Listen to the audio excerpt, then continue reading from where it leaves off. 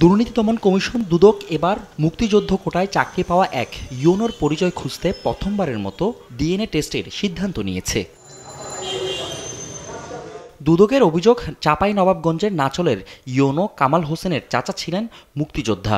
বিশ্ববিদ্যালয়ে ভর্তি ও সরকারি চাকরির কোটা সুবিধা নিতে মুক্তিযোদ্ধা চাচাকে বাবা বানিয়ে বাগিয়ে নিয়েছে ৩৫তম বিসিএস এর প্রশাসনিক পদ। আপন চাচা বীর মুক্তিযোদ্ধা মোহাম্মদ আহসান হাবিব এবং চাচি মোসাম্মদ সানোয়ারা খাতুনকে পিতামাতা সাজিয়ে মুক্তিযুদ্ধের চেতনার সাথে চরম প্রতারণা ও জালিয়াতির মাধ্যমে ৩৫তম বিসিএস পরীক্ষায় অংশগ্রহণপূর্বক মুক্তিযোদ্ধা সন্তানের কোটায় প্রশাসন ক্যাডারে চাকরি গ্রহণ করার অপরাধ। সংস্থাটির মহাপরিচালক জানান, এবার নাচলের ইউনো কামাল হোসেনের ডিএনএ টেস্ট করার সিদ্ধান্ত নিয়েছে দুদক এবং বিজ্ঞ আদালতের অনুমতি সাপেক্ষে আসামি মোহাম্মদ কামাল হোসেন সহ তার প্রকৃত পিতা মাতা ও তার চাচা চাচির ডিএনএ টেস্ট করার সিদ্ধান্ত গৃহীত হয়েছে। এদিকে ফেনীর সাবেক সংসদ সদস্য নিজাম হাজারের স্ত্রী নূরজাহান বেগমের ৪৫ কোটি ৩৪ লাখ টাকার অবৈধ সম্পদ ও ৪৩ কোটি টাকার বেশি সন্দেহজনক লেনদেনের অভিযোগে মামলা করেছে।